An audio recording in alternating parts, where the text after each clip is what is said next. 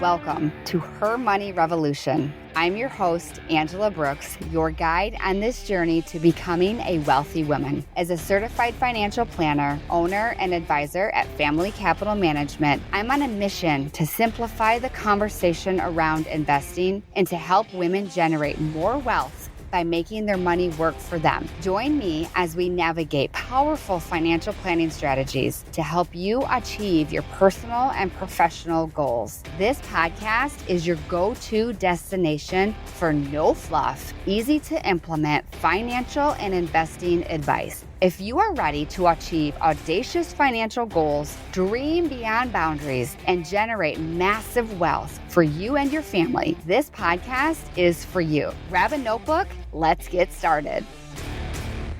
Hello, and welcome back to Her Money Revolution, the podcast where we empower women to grow their wealth by making their money work for them. I'm your host, Angela Brooks, and today we're talking about something that quietly shapes almost every financial decision that you make, whether you realize it or not. Today we're talking about your financial environment and how to design it so the right choices become the default. If you listened to the last week's episode or 2 weeks ago on staying aligned without burnout, you already know that burnout doesn't happen because you're bad with money. Burnout happens when your plan requires constant willpower. And willpower is not a sustainable strategy. And we learned that in my last episode. So the natural next question feels like it should be, if discipline isn't the answer and alignment isn't about trying harder, what actually keeps people consistent long term? Great question. I'm glad you asked. For me, the answer is design. So why does your environment beat motivation every time? We tend to believe that successful people are just more disciplined. They're more motivated. They're better at saying no. But that's not reality. The truth is, most financially successful people don't make more decisions. They make fewer. They've designed their environment so that saving happens before spending. Investing doesn't require monthly motivation or conversations with their financial advisor.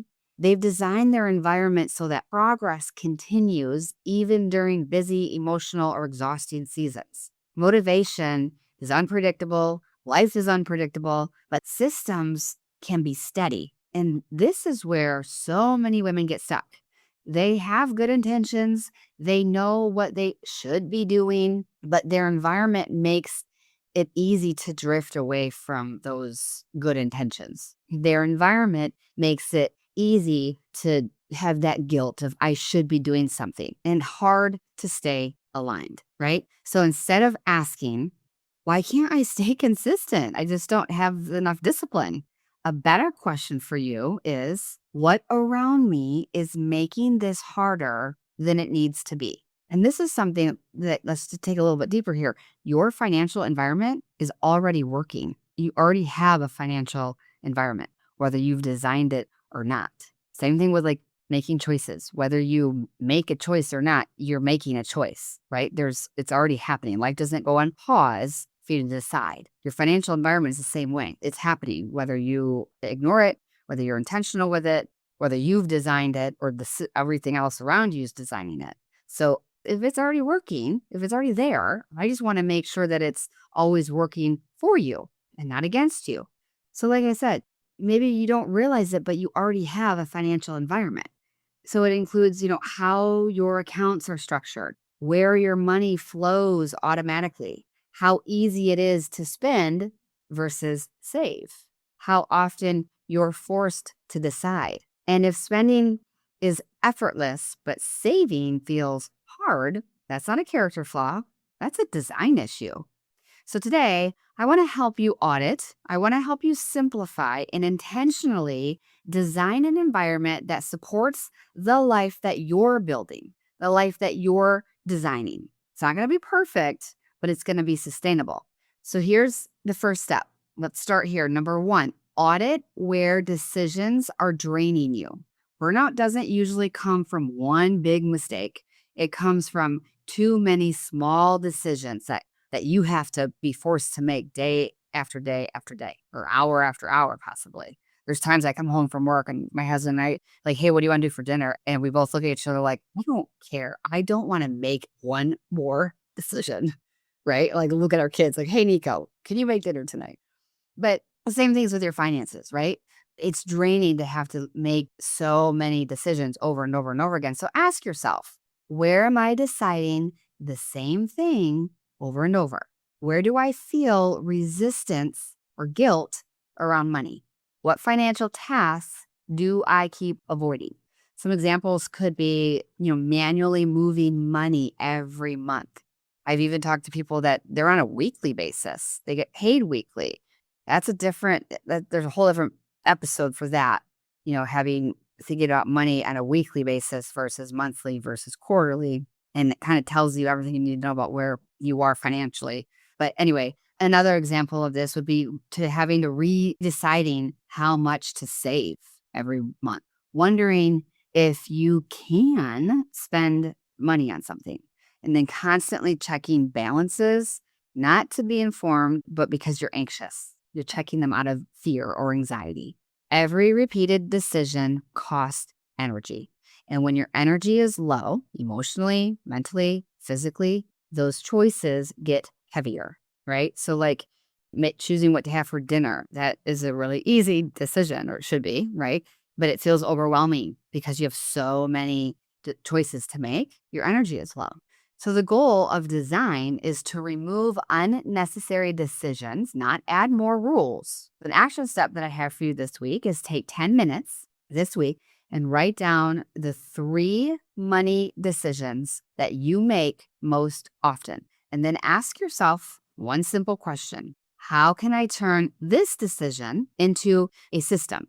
Maybe that means automating transfers or setting a fixed spending allowance and sticking to it. Remember, your goal is fewer decisions and more peace. Number 2, make the aligned choice the default. And I always like to say this as well, like it's easy. Make the right choice an easy one. And the more you do it, the easier it becomes. So this is one of the most powerful mindset shifts that you can make. Again, the goal is not to make the perfect choice every time. The goal is to make the aligned choice the default. Defaults are powerful. We stick with them because they require less effort. They become easy. So ask yourself, what would alignment look like if it happened automatically? What would future me thank me for? Some examples with this could be automatic savings that happen right after income hits, investment contributions that run without having to have reminders or phone calls to make. It's a big one in my world, investing, right? So instead of trying to decide when the market feels right, when's a good time to buy, you invest automatically every month. You no longer are trying to make the perfect market decision. We're not trying to market time because we should know it's a fool's errand, right? You've designed a system that keeps you investing regardless of headlines or emotions. It's a big one. If you do nothing else, focus on that one with investing. Another example could be having separate accounts for certain goals so your money has a job. So instead of having one big savings account where all your money sits together and you're constantly wondering, what is this for? Like it feels maybe sometimes like chaos. I have a lot in there, but I don't know what I'm going to do it for. I just keep building up my savings account, which is good. But if you give money a clear assignment, give it a job. Because when money has a job, you don't second guess spending. You don't accidentally dip into the wrong funds. You reduce your emotional decision making, and it turns that abstract savings into an intentional action plan, right? So instead of having your income go into one checking account where everything comes out, you design your banking account to look like you have your bills account. Those are for your fixed expenses. And then you have a spending account. That's your guilt-free spending. And when you get paid, your paycheck automatically, you can set up transfers, automatically goes into each of these accounts, right? And then you can have a savings or goals account. Those are for your future priorities. And I'm going to get into this a little bit later, but you can get a little more specific with each of those goals accounts as well. And then each month, that money flows into each account automatically. So when the spending accounts run low, that's a signal. That's not shame. It just gives you information. There's no tracking every coffee. You're not constantly doing mental math. It's just provides clarity. Those spending accounts create natural boundaries for you. And when alignment is automated, you don't need to be good with money every single day. The system carries you when motivation doesn't. Okay. It's not about being lazy. It's having an amazing plan and having some self respect. Number 3, remove friction from good habits. Here's another truth: we don't fail because we lack discipline. We fail because good habits are often harder than bad ones. So flip that. Make saving easy. Make investing simple. Make aligned spending really obvious, like common sense. Practical ways to do this could be, again, naming your accounts clearly. So rather than saying savings, use emergency fund or freedom fund. And you do want to limit the accounts that you actively manage. Now, I also like having a giving account or a vacation account or a new car account. I do like having those goals identified, but we want to reduce the friction by minimizing complexity, not by eliminating the structure, but you don't want to have too many accounts because too many accounts creates overwhelm. One mixed account feels to me like emotional chaos. Like, what in the world? I got all this money in one account. A few intentional accounts, maybe 3 or 4, gives you clarity and calm. And, if it hopefully is at one bank, so you're reducing logins and passwords and all the different platforms that you'd have to subscribe to.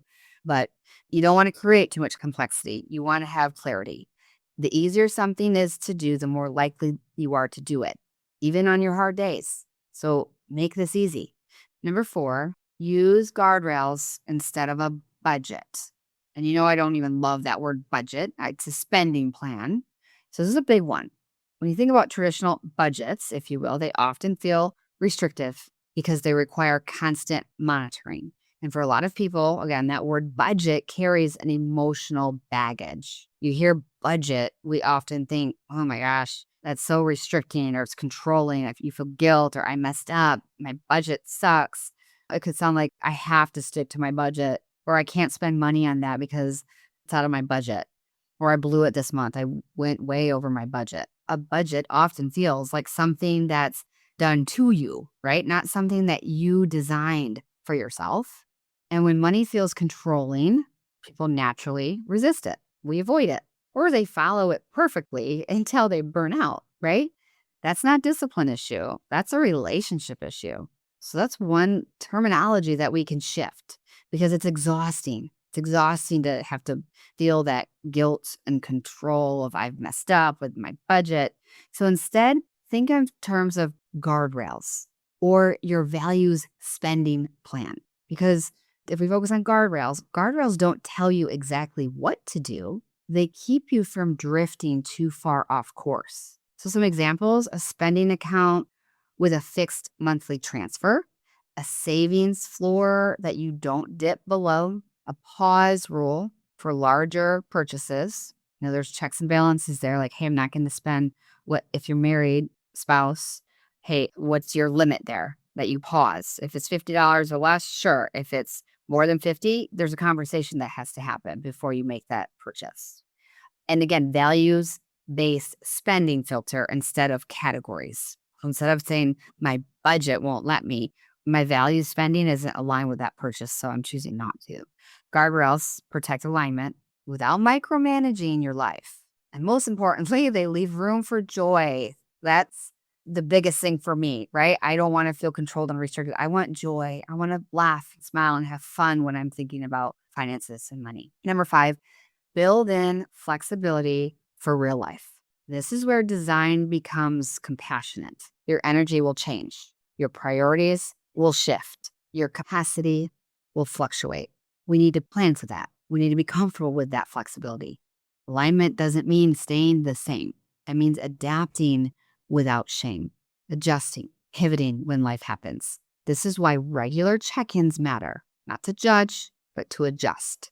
The system that worked last year may not fit for the season that you're in this year. That doesn't mean that you failed. It means that you evolved. It means that you're growing. It means that life is changing. Your kids are getting older. Good designs allow for that change to happen. I often like to say, design is self-compassion in action. I want you to hear this clearly. You don't need more discipline. You don't need to try harder. You don't need to get a better habit with money. You need systems that honor your humanity. You're human. You're going to mess up. That's okay. Design is how you show compassion to your future self. It's how progress continues quietly, even when life gets loud. And when your environment is aligned, peace replaces pressure, consistency replaces intensity, and burnout loosens its grip. It gets easier. It just becomes part of who you are and what you do. It's fun. In closing, alignment isn't about perfection. It's about creating an environment that supports the life that you're trying to build. So as you move through this week, I want you to ask just one question. What's one small change that I can make that would make alignment easier for me? Start there. That's how revolutions begin. I'm so grateful for you, my listeners, my clients, this community that we're building together. Thank you so much for being a part of Her Money Revolution. Until next time, keep building, keep believing, keep pushing, and keep blessing others. Thank you for joining me today, and I hope you are feeling more empowered in your financial journey. Remember, follow and subscribe to Her Money Revolution on your favorite podcast platform, and share your feedback by leaving a review. I'd love to hear your biggest takeaway from today's episode. Until next time, stay inspired.